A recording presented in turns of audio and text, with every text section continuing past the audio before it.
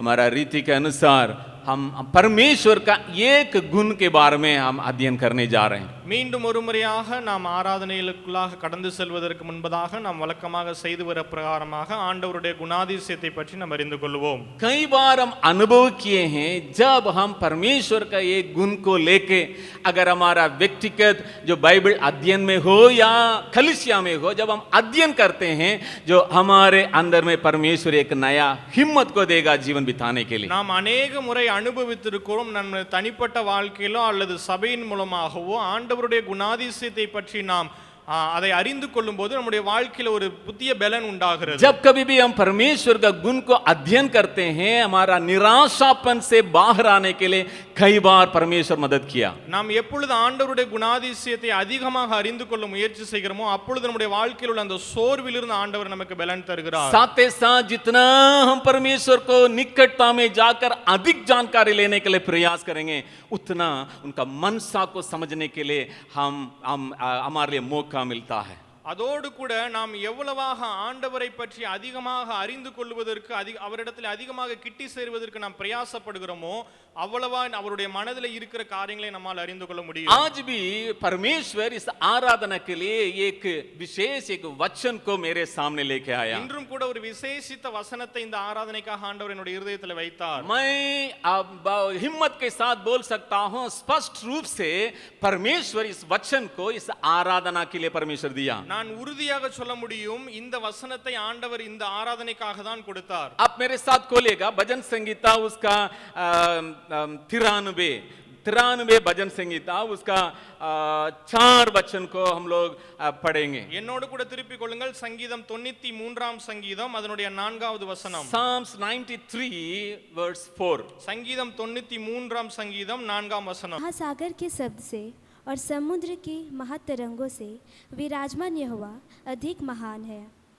திரளான தண்ணீர்களின் இரைச்சலை பார்க்கிலும் சமுத்திரத்தின் வலிமையான அலைகளை பார்க்கிலும் கர்த்தர் உன்னதத்திலே வல்லமையுள்ளவர். यहाँ पर हम देखते हैं परमेश्वर का जो सामर्थ्य के बारे में यहाँ पर लिखा गया. இங்கே நாம் பார்க்க முடியும் ஆண்டவருடைய வல்லமையை குறித்து எழுதப்பட்டிருக்கிறது. यहाँ पर महान करके जरूर लिखा है, लेकिन आप कहीं जो अंग्रेज बाइबल में देखेंगे जो जैसा तमिल में लिखा है मैत्री करके लिखा हुआ है. இங்கே நாம் ஹிந்தியில கொஞ்சம் வேற மாதிரி எழுதப்பட்டிருக்குது. ஆனா தமிழ் பைபிள்ல மத்த இங்கிலீஷ் பைபிள் எல்லாம் நீங்க பாத்தீங்க அப்படின்னா வல்லமை உள்ளவர் என்று எழுதப்பட்டிருக்கிறது. यहाँ देखते हैं समुद्र के जो लहरें जितना जो उसमें सामर्थ्य है उसमें ताकत है, लेकिन यहाँ परमेश्वर उससे भी बढ़कर सामर्थ्यशाली परमेश्वर है. இங்கே எழுதப்பட்டிருக்கிறது கடலின் அலைகளின் அந்த வலிமை எவ்வளவா இருந்தாலும் அதை விட அதிகமான வல்லமை உள்ளவர் நம்முடைய தேவன் என்று. मुझे याद है कुछ सालों के पहले मैं यहाँ बच्चों के लिए वो जो समुद्र में कैसा जो लहरें उठता है, जितना जो भयंकर रहता है, जितना नाश करता है, उन बातों को मैं थोड़ा समय दिखाया. எனக்கு ஞாபகம் இருக்கிறது கொஞ்ச நாளைக்கு முன்பாக இங்க சிறு பிள்ளைகளுக்கு எப்படி கடல்ல அலைகள் பேரலைகள் உண்டாகும் எவ்வளவு பாதிப்புகள் இருக்கும் என்று அவர்களுக்கு நான் காண்பித்தேன். क्योंकि यहाँ जो अधिक जो लोग है अभी तक समुद्र को नहीं देखे होंगे. ஏனால் இங்க இருக்கிற अनेक பேர் இங்க கடலை பார்த்தது இல்லை.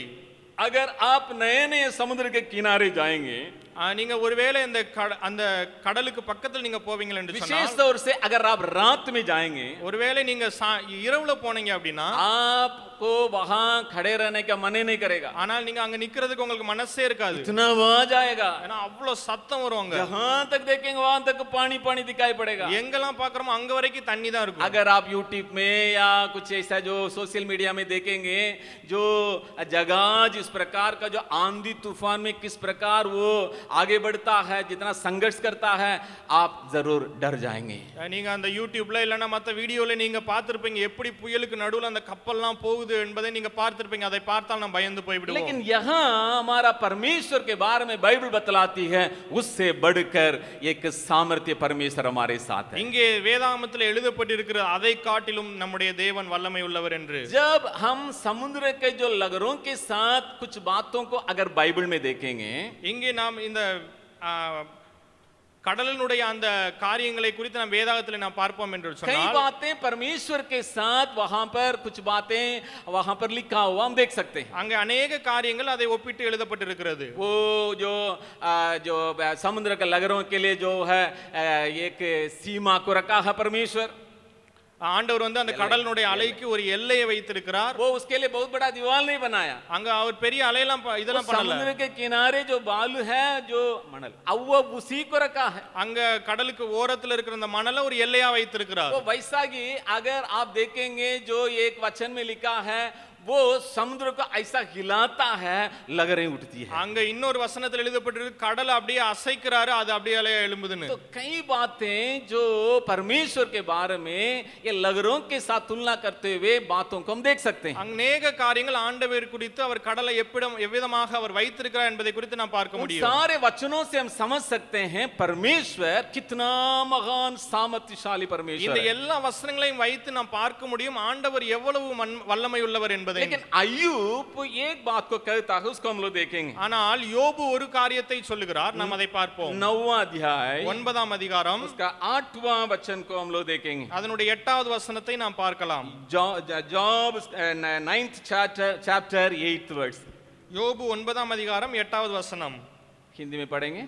वह आकाश मंडल को अकेला ही फैलाता है और समुद्र की ऊंची ऊंची लहरों पर चलाता है। அவர் ஒருவரே வானங்களை விரித்து சமுத்திர அலைகளின் மேல் நடக்கிறவர். यहाँ पर लिखा है वो न केवल उसको कंट्रोल में रखता है या उसको हिला देता है, लहरों के ऊपर चलने वाला परमेश्वर है। இங்கே எழுதப்பட்டிருக்கிறது அவர் அதை ஆளுகை பண்ணுகிறவர் மாத்திரமாய் அல்ல, அதன் மேல் நடக்கிற தேவனாயும் இருக்கிறார். जब परमेश्वर लहरों के ऊपर चलने वाला सामर्थ्यशाली परमेश्वर करके मैं देखा, எப்பொழுது நம்முடைய தேவன் கடலின் மேல் நடக்கிற வல்லமை உள்ளவராய் இருக்கிறார் என்பதை நான் பார்த்தேனோ, परमेश्वर एक घटना को मुझे याद दिलाई जिसको हम अच्छा से जानते हैं। ஒரு காரியத்தை ஆண்டவர் எனக்கு ஞாபகப்படுத்தினார், நாம் நன்கு அறிந்த காரியம். वो हमारा जीवन के साथ तुलना करके अध्ययन करने लायक एक घटना है।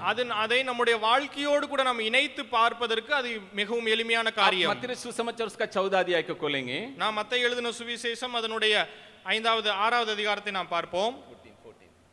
14வது அதிகாரம். मैथ्यू 14th चैप्टर, மத்தேயு 14வது அதிகாரம். वहां 22 से लेकर 32 तक हम वो घटना को देख सकते हैं। அங்கே நாம் 23வது வசனத்திலிருந்து 32வது வசனம் வரைக்கும் பார்க்க முடியும். यहाँ पर हम जानते हैं परमेश्वर चेले लोगों को विदा कर रहा है, இங்கே நாம் பார்க்கிறோம் ஆண்டவர் சீசர்களை அனுப்புகிறார் उस पार जाने के लिए। அந்த பக்கமாக நீங்கள் போங்கள் என்று சொல்லி. जब वे लोग आगे बढ़ने लगे, அவர்கள் எப்போது முன்னேறி செல்ல ஆரம்பித்தார்களோ, तो वहां पर हम जानते हैं आंधी तूफान आने लगा, அங்கே ஒரு சூறாவளி வந்தது, लहरें उठने लगा, அங்க அலைகள்லாம் மேலே எழும்ப जैसा ஆரம்பித்தது. प्रभु यीशु मसीह वहां पर पानी के ऊपर चलते हुए आए, அங்க எப்பொழுது இயேசு கிறிஸ்து அந்த தண்ணீர் மேலே நடந்து வந்தாரோ, देख के पहले वे लोग घबरा गए। அவர்கள் பார்த்து முதல்ல பயந்துட்டாங்க. हम जानते हैं उसके बाद पतरस चलने लगा, फिर प्रभु को उठाना पड़ा, फिर किसी तरह जो है वो जब नाव पर आए सब कुछ ठीक हो गया। நாம் எல்லாரும் அறிந்திருக்கிறோம், பேதுரு அதுக்கு அப்புறம் நடந்தாரு, அப்புறம் தண்ணியில மூழ்கிட்டார், ஆண்டவர் அவரை காப்பாற்றி திரும்ப எடுத்து கொண்டு வந்தார். जैसा ये घटना में लिखा हुआ है वैसा ही हमारे जीवन में भी परमेश्वर कुछ काम को दिया हमारे लिए। இப்படியாக எழுதப்பட்டிருக்கிறதோ இந்த காரியத்திலிருந்து ஆண்டவர் நம்முடைய வாழ்க்கையிலும் சில காரியங்களை கொடுத்திருக்கிறார். ध्यान से सुनिएगा मेरी बातों को, நீங்கள் தியானமாக கவனியுங்கள். हमारे लिए परमेश्वर कुछ ऐसे बातों को या कामों को या सेवकाई को या परिवार को हमारे हाथ में परमेश्वर दिया है। ஆண்டவர் இதே போல நமக்கும் ஊழியத்தையோ அல்லது வேலையோ அல்லது குடும்பங்களையோ காரியங்களையோ நமக்கு கொடுத்திருக்கிறார். चेले लोग अच्छा से जानते थे ये प्रभु ही इस यात्रा को निर्णय किया। சீசர்கள் நன்கு அறிந்திருந்தார்கள், ஆண்டவர் தான் இந்த பயணத்தை அவர் ஒழுங்குபடுத்தி இருந்தார். प्रभु ही ये जो यात्रा को मेरे लिए नियुक्त किया, ஆண்டவர் தான் இந்த பிரயாணத்தை அவர் நிர்ணயித்திருந்தார். वो यही जो रास्ता है पानी में होकर जाने के लिए वो परमेश्वर का योजना। அந்த தண்ணீரின் வழியாக கடந்து போக வேண்டும் என்பது ஆண்டவருடைய சித்தமாக இருந்தது. इसका मतलब परमेश्वर उस पार जाने के लिए जब हाथ में एक काम को दे दिया, उसके लिए पानी को ही परमेश्वर एक रास्ता के रूप में रखा। எப்பொழுது ஆண்டவர் அந்த புறமாக கடந்து போக வேண்டும் என்று வேலையை வைத்தாரோ அப்பொழுது அந்த தண்ணீரை அவர் வழியாக ஆயத்தப்படுத்தினார்.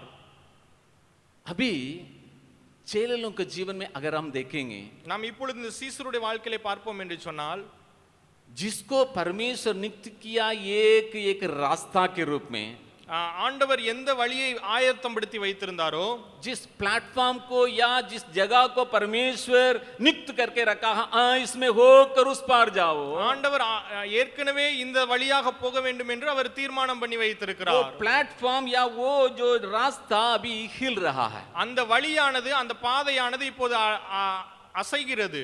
चेले लोग ज्यादा घबराने के लिए जो जगह में आए उसका कारण यही है, அந்த சீசர்கள் அதிகமாக கலக்கமடைந்ததற்கு காரணம் இதுதான். ज्यादा डर गए इसका कारण यही है, அவர்கள் அதிகமாக பயந்து விட்டார்கள், இதற்கு காரணம் அதுதான். जिस रास्ता को परमेश्वर नियुक्त किया, जिस रास्ता को परमेश्वर जो है तैयार करके विदा किया उनके इच्छा के अनुसार, वो अभी हिल रहा है. ஆண்டவர் எந்த வழியை ஆயத்தப்படுத்தி அவருடைய சித்தத்தின்படியாக நடத்துகிறாரோ அந்த பாதை அசைகிறது. ये चेले लोग अंदर में बहुत बड़ा घबराहट को लेके आया. இந்த காரியம் அவர்களுக்குள்ள ஒரு மிகப்பெரிய கலக்கத்தை உண்டாக்கியது. दूसरा, இரண்டாவது, वे अभी उस रास्ता को चेंज नहीं कर पाएंगे. அவர்கள் இப்போது அந்த வழியை மாற்ற முடியாது. ये जो परमेश्वर दे दिया उसको वे लोग अभी चेंज नहीं कर सकते हैं. அது ஆண்டவர் கொடுத்த பாதையை அவர்களால மாற்ற முடியாது. वो पानी को छोड़ देंगे हम कहीं दूसरा जगह, ना संभव नहीं है. அந்த தண்ணியை விட்டு வேற வழியே போகலாம் வாய்ப்பே இல்ல. उस प्रकार का हालत में चेले लोग हैं. அப்படிப்பட்ட சூழ்நிலையில் அவர்கள் இருக்கிறார்கள். परमेश्वर ने दिया, ஆண்டவரே கொடுத்தார். परमेश्वर ही इच्छा के अनुसार मुझे ஆண்டவருடைய चलाया, திட்டத்தின்படியாகவே அவர்களை நடத்தினார். परमेश्वर ही विदा किया. அவர்கள்தான், ஆண்டவர்தான் அவர்களை लेकिन அனுப்பினார். जिस प्लेटफॉर्म को मेरे लिए दिया वो अभी हिल रहा है. ஆனால் எனக்காக ஆயத்தப்படுத்தப்பட்ட அந்த இடம் வந்து அசைகிறது.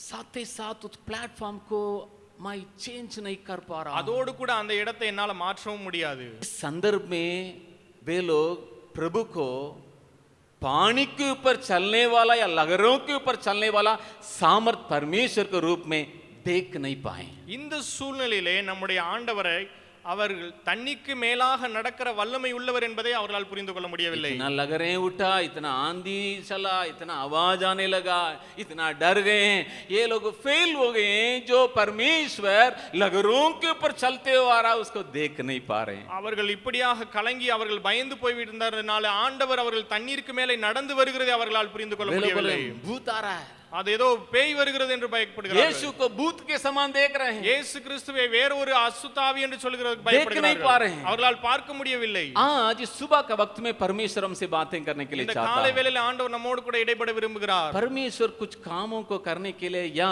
ये धरती में परमेश्वर की इच्छा को हम पूरा करने के लिए कुछ प्लेटफॉर्म को दिया है. ஆண்டவர் இந்த உலகத்திலே தம்முடைய சித்தத்தை நிறைவேற்றுவதற்கு நமக்கென்று சில காரியங்களை இங்கே வைத்திருக்கிறார், இடத்தை கொடுத்திருக்கிறார். It may be your ministry, அது ஒருவேளை உங்களுடைய ஊழியமாக it இருக்கலாம். may be your family, அது ஒருவேளை உங்களுடைய குடும்பமாக it இருக்கலாம். may be your job place. அது ஒருவேளை உங்களுடைய வேலை காரியங்களாகவும் இருக்கலாம். आपके हाथ में परमेश्वर इस प्रकार का एक प्लेटफॉर्म को, एक रास्ता को दिया होगा. உங்களுடைய கரங்களிலே இப்படிப்பட்ட சில பொறுப்புகளை, சில காரியங்களை ஆண்டவர் உங்களுக்கு या கொடுத்திருக்கிறார். कुछ डिपार्टमेंट को आपके हाथ में दिया होगा. ஒருவேளை உங்களுக்கு சில டிபார்ட்மெண்ட்ஸ் ஆண்டவர் கையில उसी में கொடுத்திருக்கலாம். होकर ही आपको जाना है. அதன் வழியாக தான் நாம் செல்ல या வேண்டும். ऐसा साथी को आपके लिए दिया होगा. அல்லது ஒருவேளை ஆண்டவர் உங்களுக்கு அப்படிப்பட்ட காரியங்களை கொடுத்திருக்கலாம். आपका पति हो सकता है, पत्नी हो सकता है, ஒருவேளை அது கணவனாக இருக்கலாம் அல்லது மனைவியாக இருக்கலாம். आपके लिए परमेश्वर दे दिया. परमेश्वर अपने मकसद को आपके द्वारा पूरा करने के लिए. ஆண்டவர் உங்களுக்காக கொடுத்ததன் காரணம் அதன் மூலமாக தம்முடைய சித்தத்தை நிறைவேற்ற வேண்டும் என்று. लेकिन ஆனால் जब हम ज्यादा घबराते हैं, क्या मालूम है, जब ये जो हिलने लगेगा तब हम डर जाते हैं. நாம் எப்பொழுது இது அசைய ஆரம்பிக்கிறதோ அப்பொழுது நாம் பயப்பட ஆரம்பிக்கிறோம். हमारे अंदर में घबराहट उस समय में चले आता है நமக்குள்ள- जब परमेश्वर से दिया हुआ बातें हिलने लगता है. ஆண்டவரால் கொடுக்கப்பட்ட காரியத்திற்குள்ள ஒரு அசைவு வரும்போது நமக்குள்ளாக கலக்கம் உண்டாகிறது. जब वैसा जगह में आंधी और तूफान उठता है, அந்த மாதிரி இடங்களில் தான் அந்த சூறாவளி காரியங்கள் जब ஏற்படுகிறது. ऐसा जगह में लहरें उठता है, எப்பொழுது அந்த மாதிரி இடங்கள்ல அந்த அலைகள், பேரலைகள் உண்டாகிறதோ, वैसा ही चेले लोग जैसा उसको चेंज नहीं कर पाए, எப்பொழுது சீசர்கள் எப்படி அதை அவர்களால் மாற்ற முடியவில்லையோ, ये भी कभी कभी हमको थका देता है. இதுவும் நமக்கு ஒரு சில நேரங்களில் நமக்கு मैं காரியங்களை जानता ஏற்படுத்தும். हूं ये सेवकाई प्रभु मेरे हाथ में दिया. எனக்கு நான் அறிந்திருக்கிறேன் இந்த ஊழியம் ஆண்டவர் தான் கொடுத்தார் मैं என்று. जानता हूं हूं मेरे लिए इस पति को परमेश्वर ही दिया, நான் அறிந்திருக்கிறேன் இந்த கணவனை ஆண்டவர் எனக்கு கொடுத்தார் என்று, ये पत्नी को परमेश्वर ही मेरे लिए दिया, இந்த மனைவியை ஆண்டவரே எனக்கு கொடுத்தார் என்று அறிந்திருக்கிறேன். डिपार्टमेंट सेवक का ये काम नौकरी बिजनेस इसको परमेश्वर ही दिया. இந்த ஊழியம் இந்த டிபார்ட்மெண்ட் இந்த காரியங்கள் எல்லாமே ஆண்டவர் தான் கொடுத்தார். कई बार हम लिख के भी रखे हैं, நாம் अनेक முறை எழுதியும் வைத்திருக்கிறோம். परमेश्वर ऐसा ही वचन दिया. ஆண்டவர் எனக்கு இப்படியாக வசனத்தை वो கொடுத்தார். जब आप प्रचार किए वो प्रचारक वो भी उसी वचन को बताया, அந்த பிரசங்கம் பண்ணவரும் அதே வசனத்தை தான் சொன்னாரு. स्वप्न में भी देखा. அந்த தரிசனத்துல நான் பார்த்தேன். ये सब 5 साल 7 साल 10 20 30 साल के पहले के बातें, இதெல்லாம் 5 4 5 7 10 வருடங்களுக்கு முன்னாடி உள்ளது. हम कह सकते हैं हाँ पक्का ये परमेश्वर के ओर से मिला, நாம் சொல்ல முடியும் கண்டிப்பாக இது ஆண்டவரிடமிருந்து தான் கிடைச்சது. लेकिन हम डर जाते हैं. ஆனால் நாம் பயந்து போய் விடுகிறோம். जिस रास्ता मेरे लिए दिया गया वो जब हिलने लगता है, நமக்காக கொடுக்கப்பட்ட பாதை எப்பொழுது அசைவிட ஆரம்பிக்கிறதோ அப்பொழுது பயப்படுகிறோம். I